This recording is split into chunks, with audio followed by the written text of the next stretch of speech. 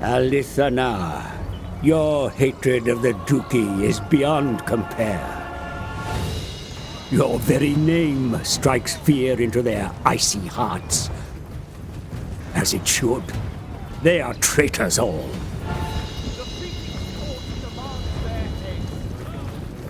I advise you, stay out of my way. If not, you shall face the might of the Dookie. And our ways of killing are far more inventive than your own. The Drookie scum seek to trap us. The fools think it is easy to snare the shadows. Disabuse them of this notion. We shall show these followers of the weak-willed brat, the mummy's boy that couldn't even tame a candle flame in the shrine of Asuryan. Long before the sundering befell upon Ulthuan, the noble Anar house was one of the oldest and the most respected family lines of Nagareth.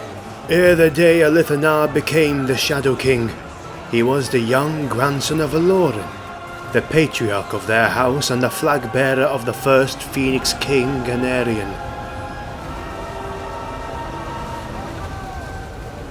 In an ever-growing number of threats, spyware and other menaces that lurk on the internet, what better way to stay protected than using Surfshark?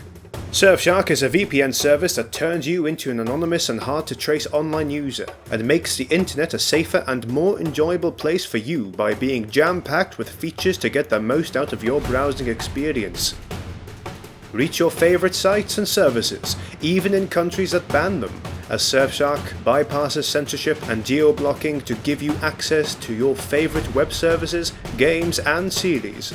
There are many advantages of having a VPN service working for you, and if you have been thinking of giving it a go, now might just be the perfect time.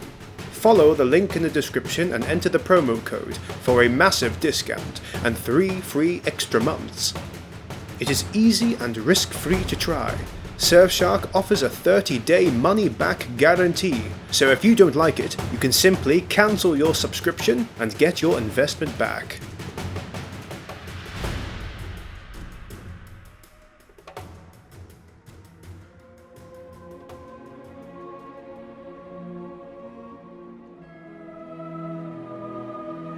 In the wake of Belshazzar's election as the next Phoenix King by the Council of the Princes, Anarian's son, Malekith, who desired the crown for himself, was the first to kneel before the new king, and left Ulthuan to travel the world. In his absence, the esteemed House of Anar became the steward of Eastern Nagareth, while Malekith's dangerous and hateful mother Marathi took over the management of their capital city, Anlek. Although Ulthuan entered an age of riches, exploration and elusive calm, the devastating aftermath of the war against the demons had traumatized and affected many elves. Taints of chaos remained in many of them, and deep within their being, the corruption grew. Slowly and unnoticed, chaos crept back into the high elf society in the disguise of cults of excess. Many sorrowful elves joined such sects to ease their aching hearts for their lost ones, and slowly but surely came to be consumed by odd rituals where they danced for forbidden gods. As the corrupting influences poured out of the temples of Nagareth across Ulthuan, the rumours of growing acts of excess and dark magic taking place within the cults began to circulate as well. House Anar became the strongest resistance against the dangerous cult spreading across the lands, and the architect behind it all, Marathi. Upon Malekith's return to Nagareth, the House of Anar rallied behind him to free the land from the madness that was rooting deeper and deeper by the passing day. With immense effort and devotion, Malekith brought the leaders of the cults, among them his own mother, before the Phoenix King Belshazzar. To the disbelief of the court, several cultists spoke fondly of House Anar, by this falsely accusing them of having sympathy for the cult's extreme practices.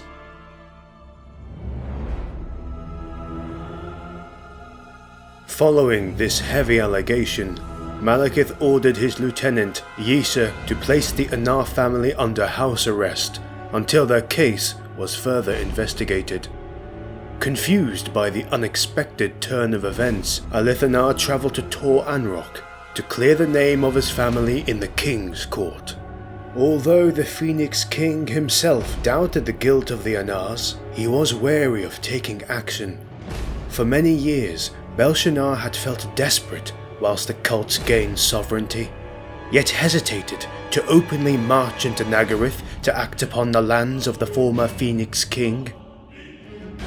Now that Malekith was cleansing the north of the cultists, whilst being embraced as a hero by his people, Belshazzar chose to let him resolve the matter.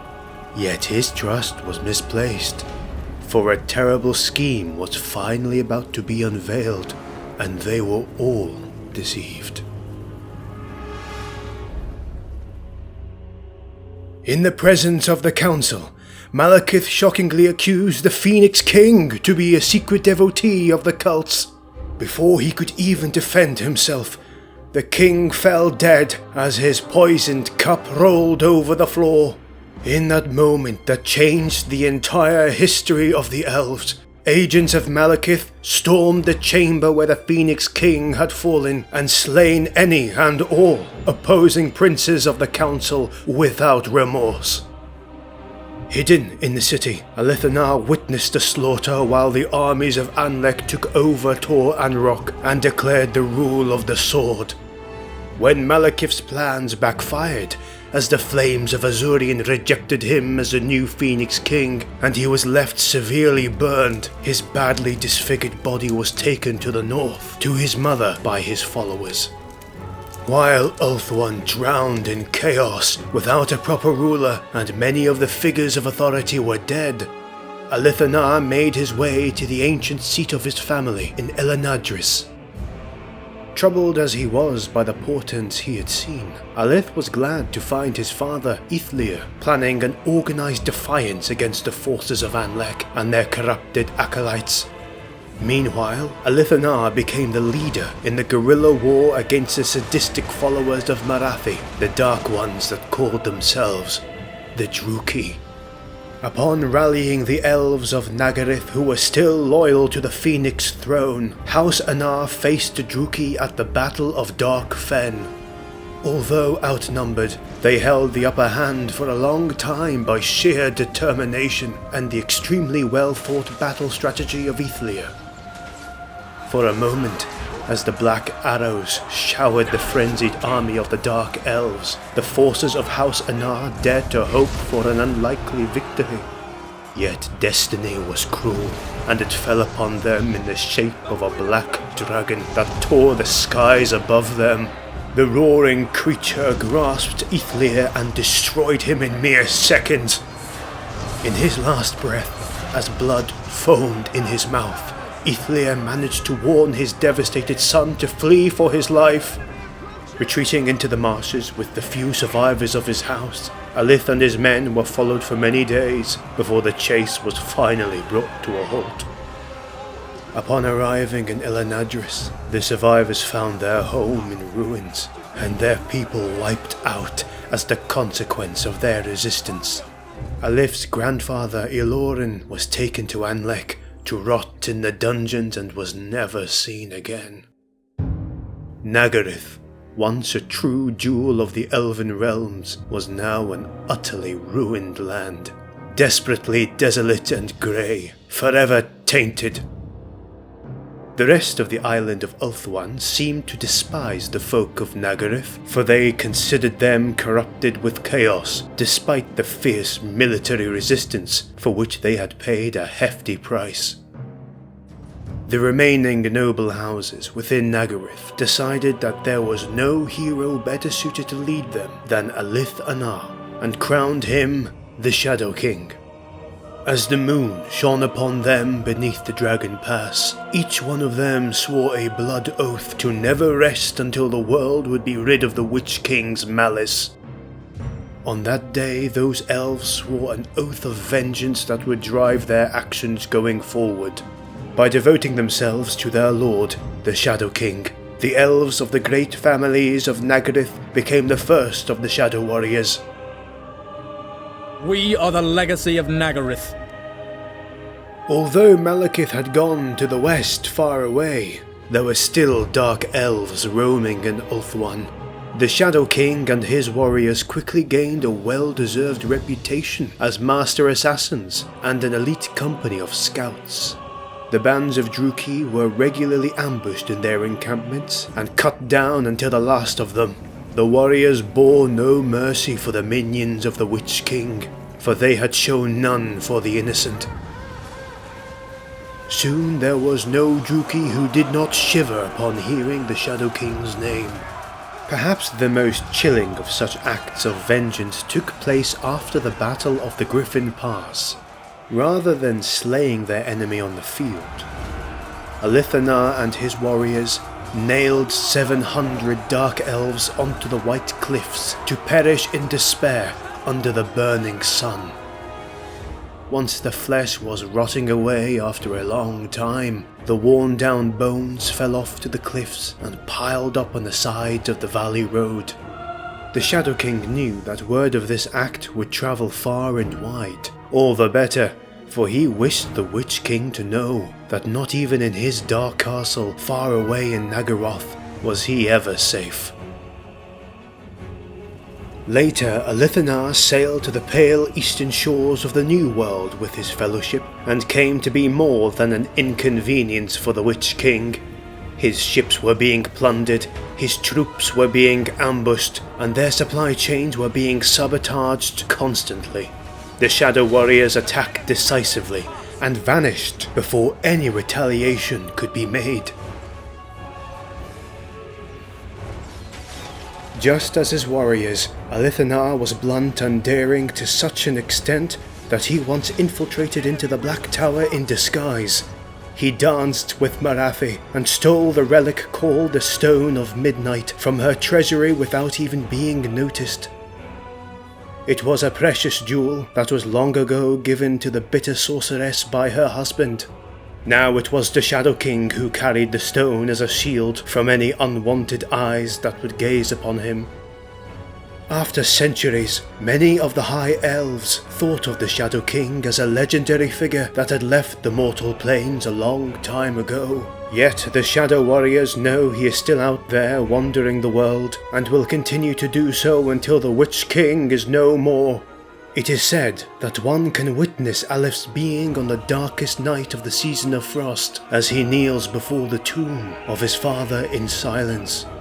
Alith's descendants, the Anar as they call themselves, have been leading the nomadic folk of Naggareth generation after generation, holding true to the promises of their forefathers. It is them who carry the torch in the eternal war against the Witch King and the malevolence he brings along. If the Witch King is afraid of anything, it is most certainly the cold grip of Alith stalking him in the shadows.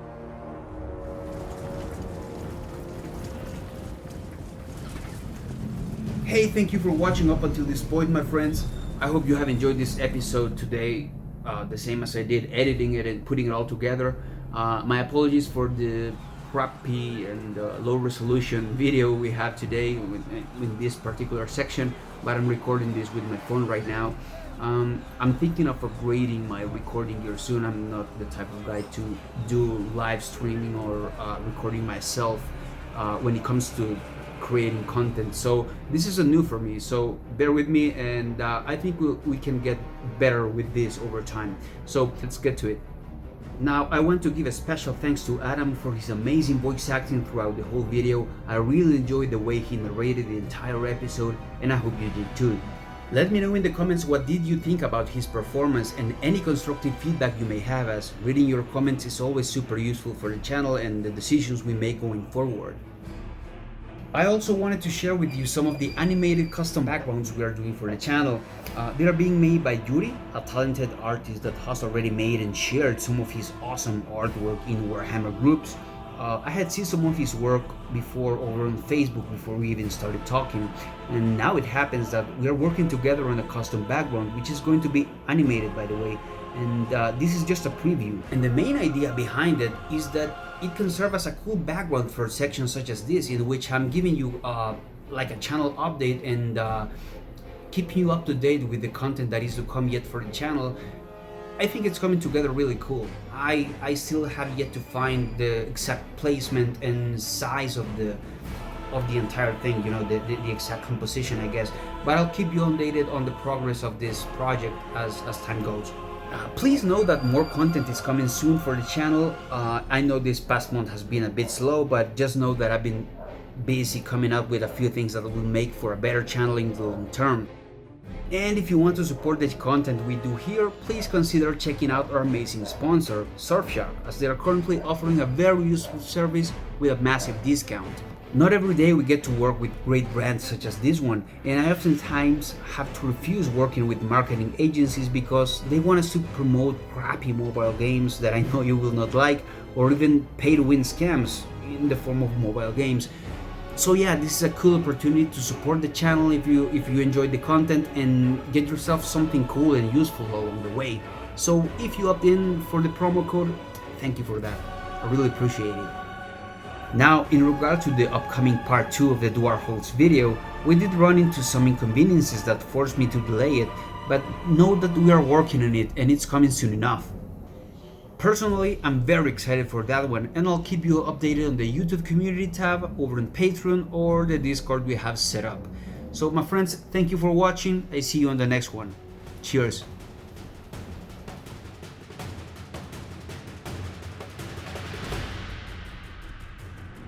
On this channel, we are putting together narrative Total War cinematic battles and Warhammer lore videos. A special thank you goes to our Patreon supporters who help us in the making of more content. You can also join Patreon and earn extra perks while supporting the videos to come. Find the link in the description below. Make sure to subscribe, and thank you for watching. See you on the next one.